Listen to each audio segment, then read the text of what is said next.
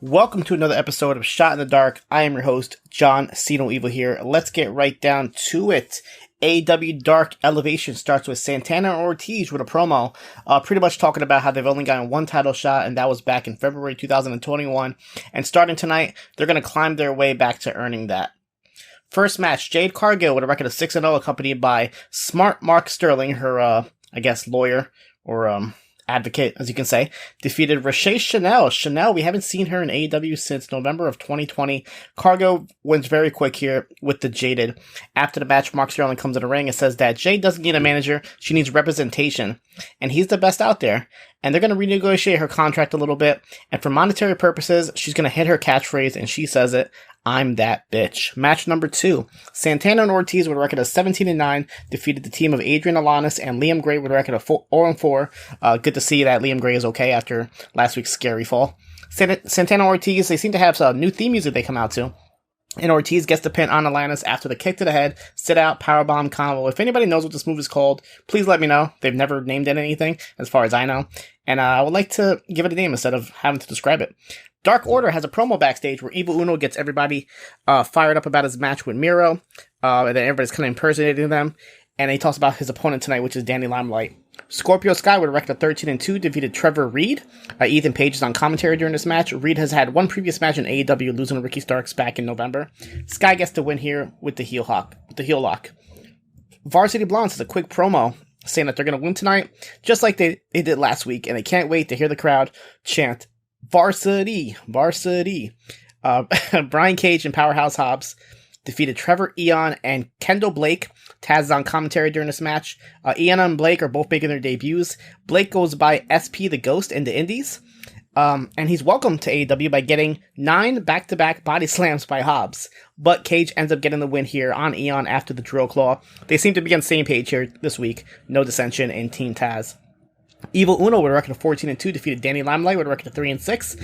Shivani incorrectly labels this as Uno's first singles match in AEW, but he's wrestled both Dustin Rhodes and Hangman Page last year on Dynamite. That's what I'm here for. Limelight, he gives a nice showing, but Uno gets his first singles win with the Ripcord Flatliner that he calls Something Evil. After the match, -1 helps Limelight up, and they shake his hand. Diamante backstage talks about tonight's match with Shida, says that if they thought what Britt Baker did to her was bad, wait till they see what happens tonight. And they will make everybody forget that she was ever women's champion. Ethan Page, with a record of 12-2, defeated Mike Sydal with a record of 5-10. Scorpio Sky on commentary. He was actually highly entertaining during this. He even drops like a Ric Flair imitation at one point. Mike Sydal hung in there, but he fell to the Eagles' age as Page gets the win. The Acclaim, with a record of 9-3, defeated the team of Alan Five Angels and Alex Reynolds from the Dark Order. Max Caster's rhyme for the week. I like this, so I'm going to go ahead and quote it. Hide your wives, hide your daughters. It's the 2 least popular guys in Dark Order. You interrupt every segment. That's the only way you guys can stay relevant. We put your lights out. My name ain't John Cena, but I make you wipe out. Very funny like TBS. Ain't nobody gonna be laughing when we beat that ass. Yeah, nice little John Cena reference here. Anthony Bowens gets the pin on Reynolds after Caster hits him in the back with the boombox as the referee was distracted. Chris Statlander with a record of 6-0 defeated Queen Aminata with a record of 0-2. Aminata was able to get the crowd behind her a bit in this match. Statlander does get the win here after a pretty scary looking Big Bang Theory. Varsity Blondes 12-4 defeated the team of JD Drake and Ryan Nemeth, who are 1-1. At one point, Nemeth rips up Julie Hart's varsity sign, and they weren't happy about that. Nice match here from both teams. Pillman does get the pin on Drake after the springboard lariat. In the main event, Hikaru Shida with a record of 9-2 defeated Diamante with a record of 22-13. Shida has a little bit of a new look, sporting a shorter hairstyle. She does get the pin after the katana. Nice fight here from both of these girls. AEW Dark, Lance Archer defeated Zicky Dice very easily with the blackout. Dice is making his AEW debut. You might remember him from NWA Powerrr, where he's the former TV champion. And he comes off just losing the title back in October to the current champion, which is Pope. He debuts here by getting tossed to the ring by Archer, like he's trash. Matt Hardy backstage with TH2. He's trying to offer them some money to take out Christian Cage for good. But not only money, also an official spot in the Hardy family office if they are able to take out Christian. Abaddon 7-1 defeated Willow Nightingale 0-2 with a modified DDT. It was like her leg was kind of wrapped around Willow's head. Very innovative look. Cesar Bononi defeated Cyrus with a modified Death Valley driver. Cyrus also goes by Cyrus the Destroyer. He's been wrestling in the Indies for about 12 years. Angelico defeated Matthew Justice with the Navarro Death Row. Justice is also making his AEW debut. He's a regular in GCW. He's actually goes way back to FCW, where he was in WWE Developmental. He takes a crazy bump to the outside at one point during this match as well. Dante Martin with a quick backstage promo says it's an honor to step in the ring with Matt Sydal tonight. He's great, but he's not top flight. Ty Conti defeated Natalia Markova very quick with the DD tie. Chaos Project defeated the team of JP and Tommy Daly, making their debut. Now, JP and Tommy are also known as the Amazing Graysons in the Indies. They've wrestled mostly for Northeast Wrestling. And I actually know Tommy. I worked with him a little bit back at one of my old jobs, just as he was getting back into the right into wrestling. It was funny. I was like in the break room, and I hear him talking about who was it at the time? Flip Gordon. And he's talking about Flip Gordon on the phone. And I'm like, Flip Gordon? And I started talking to him about wrestling. Next thing you know, yeah, he's a wrestler. So nice to see him on here on AEW. Serpentico does get the pin here on Tommy after the creeping death. We go backstage. A little weird promo with Joey Janela and Alex Marvez that they've been doing recently. They're talking about his injuries, but Janela says he's sick of his injuries. So him and Alex talk about going to a go-go bar last week named Big Mommy Milkers. And as they're talking about going again today, Sonny Kiss comes out asking Joey to be in his corner tonight, but Janela says, yeah, sure, I will, but he ends up leaving with Alex anyway, so more dissension in the Kiss Janela camp. Marco Stunt defeated Ariel Dominguez. Stunt and Dominguez are actually both about the same height, and the entire match Taz was talking about how short they are, because, he's a giant compared to them too. Stunt wins with a modified sliced bread. Aaron Solo defeated Sonny Kiss with a double underhook facebuster with ease as QT Marshall smiles ringside.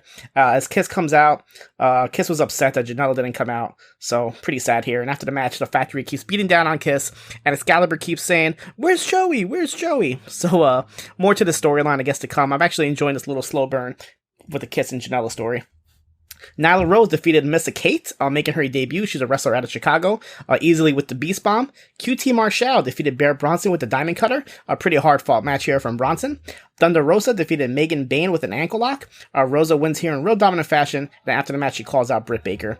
Dark Order, the team of Colt Cabana, Stu Grayson, and 10 defeated Justin Law, Kit Sackett, and Dan Barry. Dan Barry making his debut, indie legend. He's been pretty much wrestling everywhere for the past 20 years. Last time I saw him, he was hosting an Evolve show in Brooklyn, so that's the last time I've seen him personally. Grayson gets the pin here on Law after the Nightfall, and after the match, the negative one just pushed down the referee for no reason. Pretty funny. Big Swole and Kylan Kane defeated the Sea Stars. Easy win here with King pinning Dummy XO after the Kingdom Falls. We go backstage with the Factory, and QT Marshall, or Marshall, keeps telling Tony, first of all, his name is pronounced Marshall, not Marshall, so everybody get that right. And he has Tony repeating in his Tony voice that QT pin Cody Rhodes, QT pin Cody Rhodes. And the main event, Matt Sydal with a record of 7-3 defeated Dante Martin with a record of 8-2 with the Lightning Spiral. This is actually a really good main event match. I would definitely recommend this with Sydal and Martin. It could have gone either way, honestly, about who was going to win this match. Martin hung in the whole time, but Sydal does get the win. NWA Powerrr, coming off of their When Our Shadows Fall pay-per-view. If you want to get a full breakdown of that, it's on postwrestling.com. I had the report there from Sunday's show. So this is kind of like a reset for them in a way. The show starts with Billy Corgan and Mickie James making her NWA debut.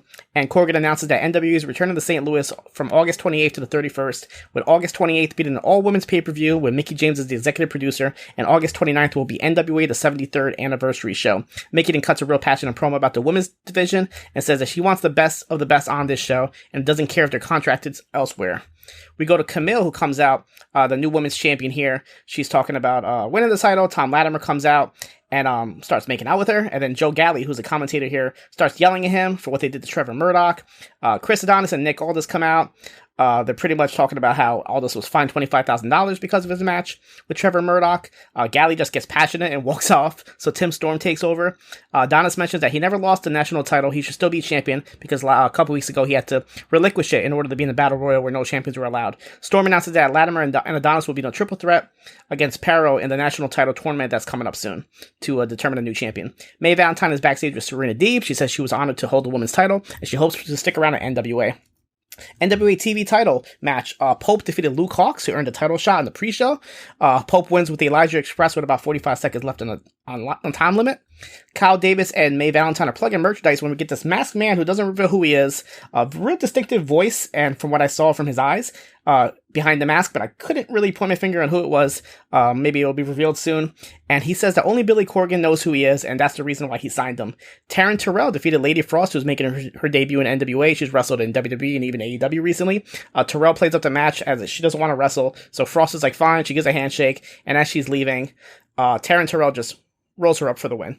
Austin Idol and Tyrus come out talking trash about the Pope not fighting any decent competitors. And then BLK Jeez makes his debut. He's an indie wrestler for the past 20 years. He's wrestled pretty much everywhere, TNA and a whole bunch of indies. He comes out and says he wants to talk business with Idol and Tyrus, but they don't seem to want anything to do with them and just walk away. Trevor Murdoch is backstage. A little bit of loss of words. He's still disappointing for not being able to win the world title. La Rebellion, who is Mecha Wolf and Bissia 666 versus The End, Perro and Odison, results in a double disqualification after both teams couldn't stop fighting with each other. They ignore the referee, and that's it. Rebellion, they made their debut at the pay-per-view, winning a fatal 4-way match. Nick Aldis and Camille come out for the final segment, where Aldis coronates Camille with flowers, but Melina runs out, gets in Camille's face until Genocide runs out and tosses Melina back, and then picks up the flowers and hands them back to Camille. Really weird segment to end the show here. WWE NXT UK, Ilja Dragunov defeated Noam Dar. Incredible match. I would definitely recommend this match. Both men gave it their all. Dragunov hits a torpedo Moscow out of nowhere to get the win. He teases a little bit of an injury. Aoife Valkyrie has a vignette say that she's reborn and she's ready for what's next. Sid Scala introduced Jordan Devlin, who's back already, and he's asking for demands. He wants his own locker room and a spot on Supernova Sessions, and he says that he doesn't even need to be at the PC as he's already a finished product and he doesn't need to train. NXT UK Tag Team titles. Pretty Deadly defeated the team of Jack Starz and Nathan Fraser. Fraser ended up being Starz' mystery partner after Pretty Deadly doubted that he could find anybody. And right when it looked like Starz and Fraser had it, Pretty Deadly used a couple underhanded tactics, took out Fraser and Stam Stoker, and they pinned Starz after they hit the spilt milk. We get a video package of the new Heritage Cup champion, Tyler Bate, who's meditating and trading in the garden. Joseph Connors defeated Flash Morgan Webster after a neck breaker. Jenny got involved here, throwing Webster's helmet, distracting a referee, and then pushing Webster off the top rope. They hype up tomorrow's episode with Walter returning, as well as Kelly Ray defending the women's title against Michael Satomura.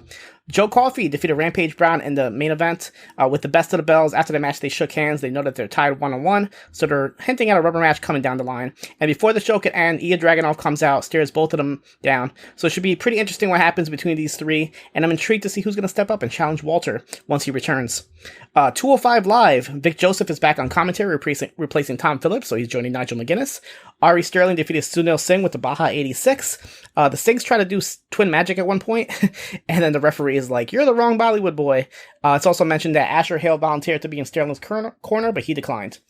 August Gray defeated Arya Davari in the main event with the So Much Prettier. New Japan Pro Wrestling Strong. TJP defeated Kevin Knight by submission with the Cobra Twist.